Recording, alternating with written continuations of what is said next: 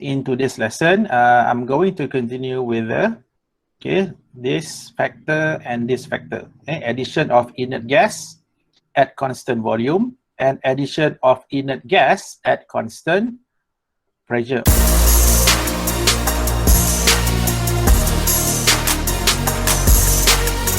Okay, for those yang wondering, kenapa saya start dengan yang ketiga dan keempat kan? What happened to the first and second factor? Okay, remember, the first factor, concentration of reacting species, ini kita dah discuss last week.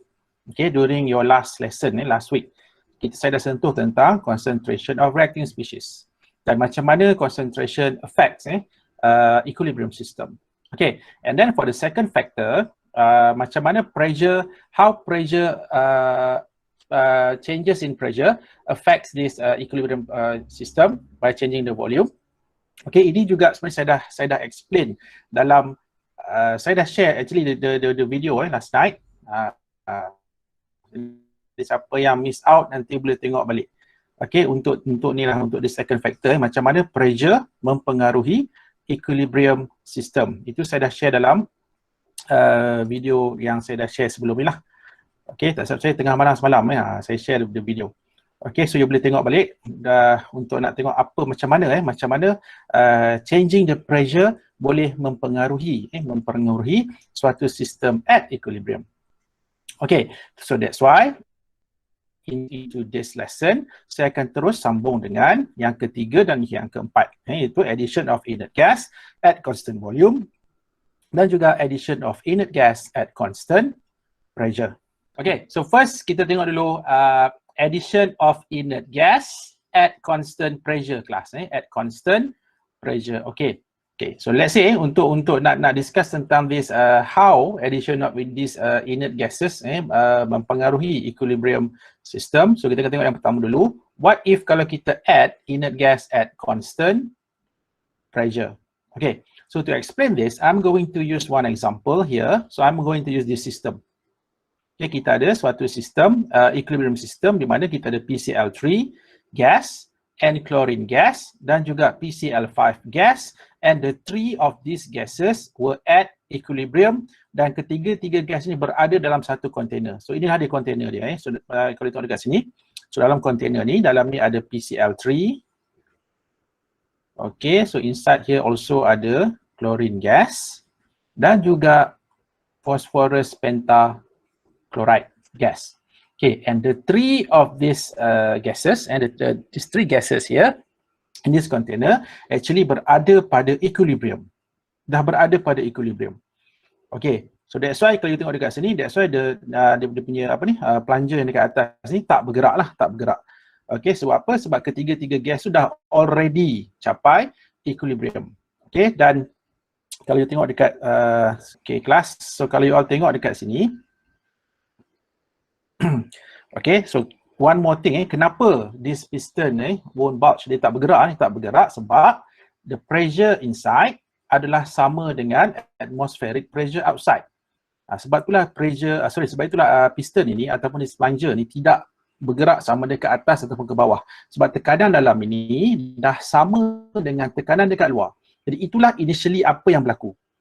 So initially kita boleh katakan, okay, dia punya external pressure adalah sama dengan internal pressure. Internal ni masuk dalam container ni lah. So that's why piston ni tak bergerak. Okay, and apa kita buat adalah kita add inert gas into this container.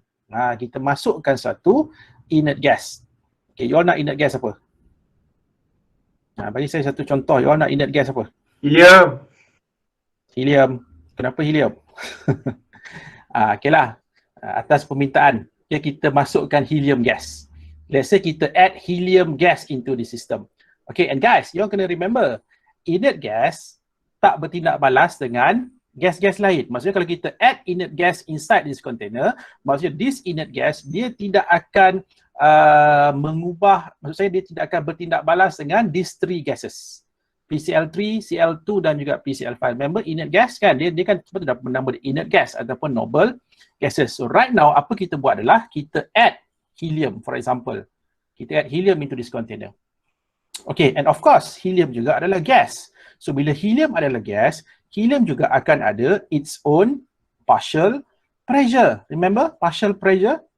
Jadi in this case, apa yang berlaku adalah if we add inert gas into this system ataupun if we add inert gas into this container. So apa yang berlaku adalah kelas, okay, kalau you tengok dekat sini, ini sebenarnya dia punya notes Okay, so adding inert gas to the system, apa yang berlaku adalah external pressure akan bertambah. Betul tak? Okay, kenapa external pressure bertambah? Kalau you guys can still remember, bila you belajar Dalton's law of partial pressure, P total sama dengan apa? P total sama dengan partial pressure of PCl3 plus partial pressure of Cl2 plus partial pressure of PCl5. Okay, ini let's say sebelum kita tambah helium. Then, bila kita tambahkan helium into the container, into the system, so apa yang berlaku adalah kita kena tambah satu lagi partial pressures, which is partial pressure of helium. So, bila kita tambah satu lagi komponen gas, in this case inert gas, helium ni, so apa yang berlaku adalah total pressure akan increase kelas. Jadi maksudnya bila total pressure bertambah. So, apa jadi bila total pressure dalam ni bertambah kelas? Come on. What do you think will happen? Maksudnya apa sekarang ni? Apa yang berlaku adalah bila total pressure bertambah, so right now, what happen is, kelas, total pressure adalah tak sama dengan atmospheric pressure. Ataupun in this case, kita boleh katakan, total pressure is greater than atmospheric pressure. So apa jadi bila total pressure greater than atmospheric pressure? Jadi this piston akan naik ke atas. Faham tak? Sebab total pressure bertambah, jadi dia akan tolak piston tu naik ke atas. Sebab apa dia tolak naik ke atas? Sebab dia nak samakan balik supaya total pressure inside sama dengan total pressure sama dengan atmospheric pressure outside. Jadi itu apa yang berlaku. So bila total pressure increase, so what will happen to this piston? Okay, piston yang akan naik. Sebab you kena faham, kita buat sekarang ni pada constant pressure. Jadi sekarang ni, apa sistem yang akan buat? Dia kena constantkan balik the pressure. So that's why, to do this, dia kena increase the volume. Okay, so itu yang kita baca kat sini kan, dapat increase the volume of the container. So itu apa yang berlaku. Okay, and then, kalau you all tengok sekejap saya nak padam ni. Okay, kelas. Kita tengok what happened next. So what happened next adalah, okay, so kita sekarang ni, so walaupun total pressure increasing, okay, total pressure increasing, so apa jadi bila total pressure increase tadi? Apa jadi? Kelas, tengok kat sini. Bila total pressure bertambah tadi, so what happened?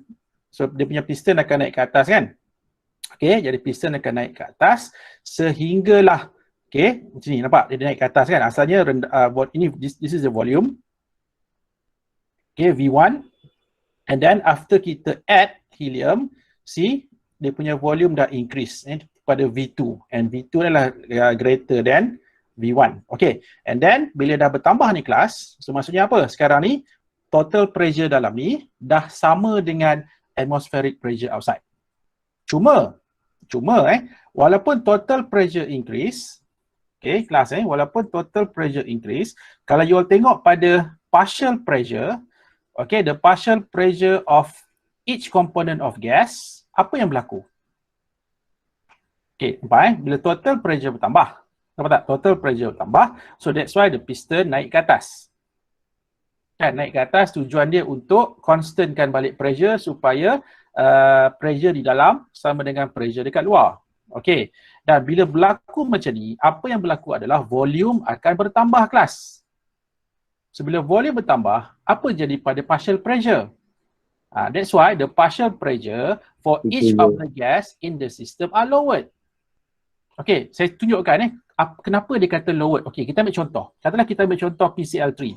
So kita ambil contoh sebab dalam ni masih lagi ada PCl3 gas, dalam ni juga ada klorin, dalam ni masih lagi ada PCl5 dan jangan lupa dalam ni juga ada helium tadi. Okay, so right now class, kita tengok so bila volume dah bertambah, okay, apa jadi pada partial pressure? Partial pressure akan berkurangan. Sebab apa? Sebab daripada ideal gas equation, saya ambil contoh PCl3 excuse me. Okay, so PCl3 kalau kita tengok kan, macam kita nak kira partial pressure sama dengan mole of PCl3 times R times T over V. So right now, bila volume bertambah, kelas, apa jadi bila volume bertambah? Si partial pressure akan berkurangan.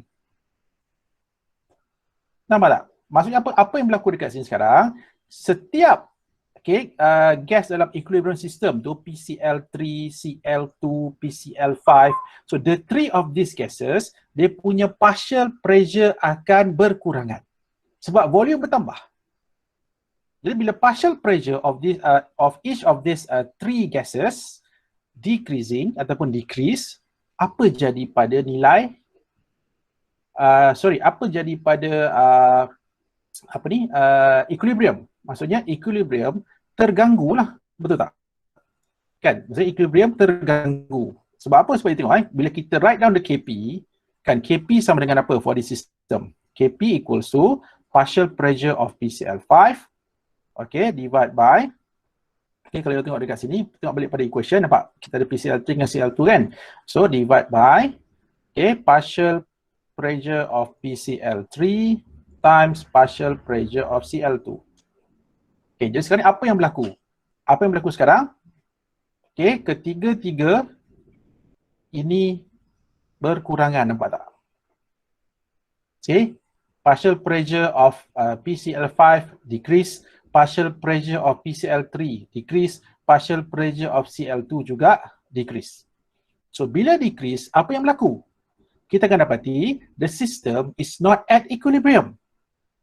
Kenapa tak? The system is not at equilibrium. Maksudnya bila volume bertambah, sistem tidak lagi berada pada equilibrium. Jadi maksudnya apa sekarang ni? Sistem akan buat sesuatu lah. Sebab according to Le Chatelier's principle, remember, when a system is disturbed, so dia akan try to re-attain new equilibrium by undergoing a net reaction. Sama ada shift to the right ataupun shift to the left kan? Jadi in this case, apa gangguan dia? Gangguan dia adalah pressure berkurangan. Pressure berkurangan. Jadi apa sistem akan buat? Bila pressure berkurang ataupun volume bertambah kan? Bila volume bertambah, pressure berkurangan. Jadi sekarang ni sistem kena buat apa? Sistem kena increase the pressure. Kena increase the pressure. So macam mana nak increase the pressure? Kelas. Macam nak increase the pressure? Sebenarnya benda ni dalam second factor tu. Maksudnya macam mana pressure affects equilibrium system. Jadi sekarang ni to increase the pressure, apa sistem akan buat? Sistem kena produce more moles of gas. Nampak tak? Sistem kena hasilkan lebih banyak moles of gas. Sebab apa tengok, kenapa saya kata kena hasilkan lebih banyak moles of gas? Sebab kalau tengok pada ideal gas equation kan, pada ideal gas equation, P kan equals to N RT over V. Jadi sekarang ni volume dah bertambah. Kan, so bila volume bertambah, that's why pressure berkurangan. Sekarang sistem boleh adjust apa? Sistem tak boleh ubah temperature. Sistem R memang tak boleh ubah lah sebab gas constant. Jadi sekarang ni the only factor ataupun the only variable that can be changed by this system adalah mole. Dia boleh ubah mole. Jadi sekarang ni untuk nak naikkan pressure, apabila volume bertambah, sistem kena buat apa? Sistem kena increasekan number of moles of gas. Faham tak? Sebab bila mole of gas bertambah, automatically pressure akan naik balik. Sebab sekarang ni pressure dah berkurangan sebab volume dah bertambah. Faham tak kelas? Jadi apa yang sistemnya akan buat? Jadi in this case, apa yang berlaku adalah, saya clear dah penuh dah ni. So apa yang sistemnya akan buat seterusnya kelas adalah, kita tengok kat sini. Jadi sekarang ni kesan dia sebenarnya sama dengan apa yang berlaku bila kita increase the volume atau kita decrease the pressure. Jadi apa yang this system will do, so sistem akan shift to the side di mana bilangan mole gas dia banyak. Sebab you kena ingat, sekarang ni nak increase the pressure, sistem akan shift to the side with more moles of gas. Jadi sekarang ni antara left side of the reaction, right side of the reaction, which side mempunyai bilangan mole of gas yang banyak? More moles of gas. Yes, on the left side. Because on the left side, there are 2 moles of gases. on the right side only ada 1 mol gas. Jadi in this case, what will happen adalah this system, okay, dia akan shift to the which side? Which side class? So in this case, dia akan shift to the side di mana bilangan mol gas tu banyak. Side sebelah mana? Side sebelah kiri. Jadi in this case, the system akan shift to the left. Okay, akan shift to the left until equilibrium is reached. Okay. Okay, jadi kelas you boleh faham tak sekarang ni? Jadi sekarang ni tengok, maksudnya bila kita add inert gas at constant pressure, dia punya kesan dia sama macam apa tahu? Sama macam kita ubah pressure. Okay, sama macam kita ubah ataupun kita decrease the pressure ataupun kita increase the volume. Dia punya effect dia sama macam tu. Okay, jadi in this case saya ulang balik So what will the system do? So in this case the system akan shift to the left, okay, to increase the number of moles of gas until equilibrium is reached. Ataupun kita boleh kata until Q equals to K. Alright. So ini untuk case addition of inert gas at constant pressure. Kelas ini constant pressure. Okay, next kita tengok pula what if kalau kita add inert gas at constant volume.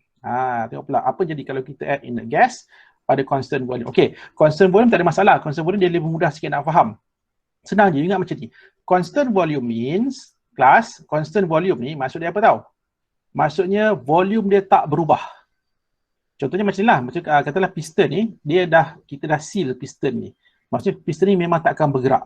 You masukkanlah berapa banyak gas sekalipun, the volume remains. Volume tak berubah.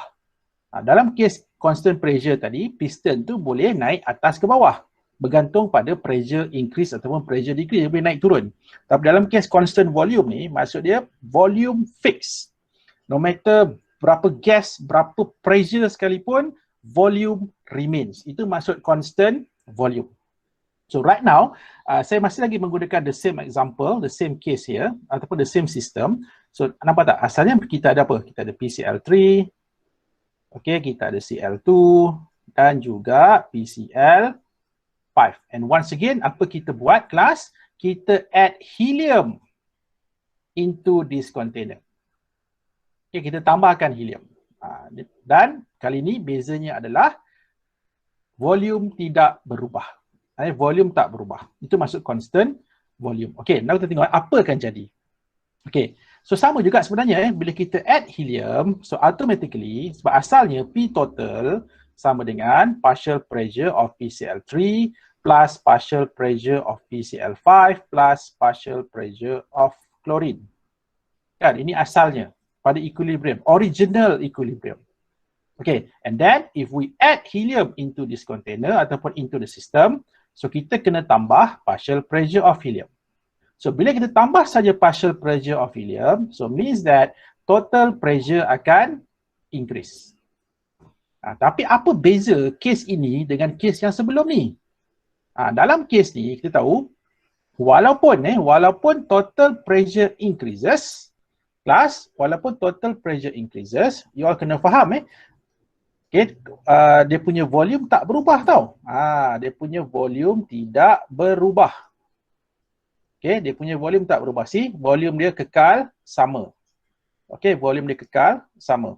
Cuma apa yang membezakan kali ini adalah, okay, total pressure sama. Maksudnya total pressure bertambah. Sama macam kes tadi, total pressure bertambah. Cuma yang kes awal-awal tadi, bila total pressure bertambah, dia akan tolak piston tu naik. Kan, tapi dalam kes ni, the piston tak berubah sebab volume dia fix. Volume dia dah kita tetapkan, dia punya volume itu adalah constant. So even though you tengok walaupun total pressure increase, kan, cuma ada satu benda yang berlaku kat sini. Apa? Yang pertama, volume tak berubah. Volume tak berubah. So bila volume tak berubah, saya nak tanya, partial pressure berubah tak kalau volume tak berubah, kelas? Partial pressure of PCl3, partial pressure of chlorine dan juga partial pressure of PCl5. Saya nak tanya, tiga-tiga ni berubah tak, kelas? Berubah atau tidak? Tak berubah kan? Yes, tak berubah. Kenapa tak berubah? Sebab volume tak berubah. Okay, saya tahu ada yang masih lagi tak boleh nak brain benda ni kan. Okay, macam ni. Total pressure, you kena ingat, total pressure, yes, total pressure bertambah. Tetapi each individual partial pressure tu, contohnya partial pressure PCl3, partial pressure of chlorine, partial pressure of PCl5, tak berubah. Sebab apa tak berubah? Sebab walaupun total pressure bertambah, tetapi volume, you kena ingat, volume tak berubah. So, bila volume tak berubah, maksud dia apa? Maksudnya partial pressure of PCl3, partial pressure of chlorine, partial pressure of PCl5 remains the same. Kekal sama. Jadi sekarang ni, bila partial pressure of ketiga-tiga gas ni kekal sama, dia pengaruhi tak equilibrium? Kelas, dia pengaruhi tak equilibrium? Come on. KP sama dengan apa KP tadi? KP tadi sama dengan partial pressure of PCl5, so bahagi dengan partial pressure of PCl3 darab partial pressure of chlorine kan? So sekarang partial pressure tak berubah. So, bila partial pressure tak berubah, apa maksud dia? Maksudnya nilai equilibrium position tidak terganggu. Maksud kita berkatakan addition of inert gas at constant volume actually does not change the position of equilibrium dan juga dia tidak mengganggu nilai equilibrium constant. Yes. So, why sir? Actually, we are adding helium gas inside, right? Okay. So, why when calculating KP, we are not including helium inside? Okay, macam ni juga. You kena faham, helium, inert gas. Inert gas bertindak balas tak dengan the other three gases? No. So bila tak bertindak balas, maksudnya dia tidak mempengaruhi the reaction. Faham tak? So that's why, sebab bila kita, okay, you guys tengok Yuga dan juga dia lain-lain. So sebab bila kita write down the KP expression, KP equals to apa? Partial pressure of PCl3, PCl5 divide by partial pressure of PCl3 times partial pressure of chlorine. See, KP tetap sama juga. Dan juga yang lain samalah. KP tak berubah. Sebab apa? Sebab bila kita add helium, helium does not react with these three gases. And that's why helium tak masuk dalam ini.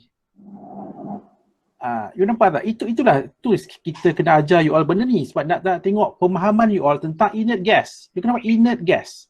So inert gas, remember, dia tak bertindak balas dengan the other gases. So that's why if you write KP, mana ada helium dalam ni? Tak ada. Cuma helium ni dia akan mempengaruhi bila? Bila dua keadaan itu. Sama ada kita add this inert gas, for example helium, at constant pressure tadi, ataupun constant volume. So kalau constant pressure, yes, dia akan mempengaruhi equilibrium. Sebab apa? Bila kita add inert gas, dia akan mengubah the volume. So volume akan bertambah. So bila volume bertambah, partial pressure of gas yang lain-lain akan drop. Jadi bila partial pressure berkurangan, of course, nilai Q tadi dah tak sama dengan K. Sebab bila kita kira Q, kita dapati Q tak sama dengan K. Tapi dalam case addition of inert gas at constant volume, volume tak berubah. So bila volume tak berubah volume tak berubah kan? So bila volume tak berubah, bila you kira partial pressure of PCl3, Cl2, PCl5, partial pressure dia remain. Tak berubah. Okay, and then bila tak berubah, bila you masukkan, bila kita kira Q, you akan dapati Q akan tetap sama dengan K. So when Q equals to K, kan you dah belajar comparing Q and K kan? So kalau Q equals to K, apa maksud? Maksudnya, sistem dah reach equilibrium. Ataupun in this case, addition of helium at constant volume, okay, does not change the equilibrium position. Okay, so itu beza dia. Itulah perbezaan antara addition of inert gas at constant pressure dan juga addition of inert gas at constant volume plus. Okay. So, I have a question. Okay. Just want to say that adding inert gas because they are not reacting, right? So, what about pure liquid and solid? Are they reacting also? Itu kena tengok lah. Kena tengok apakah Because we are not including solid and liquid in KC and KP, right? yes, betul. Tapi kita kena tengok juga apa reaction itu. Dan kena tengok juga apa liquid yang kita tambah, apa solid yang kita tambah. Sebab benda ni saya tak boleh nak jawab because it is too general. Sebab kita tak boleh nak buat satu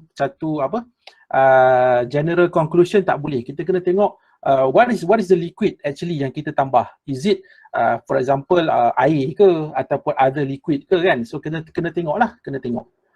Itu akan jadi faktor lain. Itu mungkin dia akan jadi apa tau? Dia akan jadi faktor di mana bila kita add liquid ataupun kita add solid, mungkin saya kata mungkin dia akan mengubah concentration. Sebab apa dia mengubah concentration? Maybe ada liquid yang kita tambah itu dia bertindak balas dengan the species in the system. Let's say ini contoh saya tak tahu sebab kita tak tahu apa specific liquid tu kan.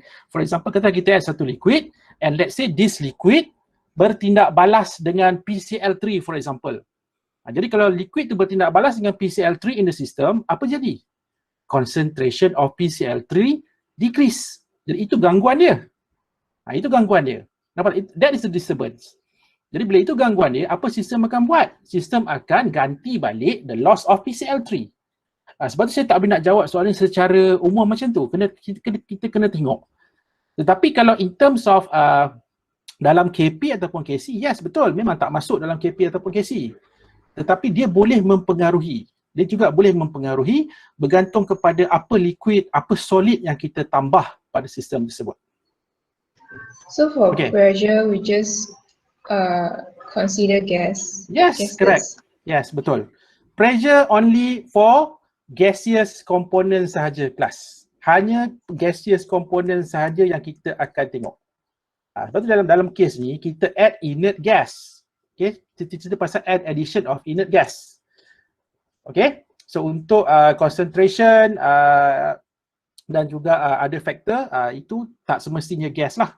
Itu boleh jadi fasa-fasa yang lain. Okay, ada lagi tak soalan? Okay, so kita dah habis untuk addition of inert gas.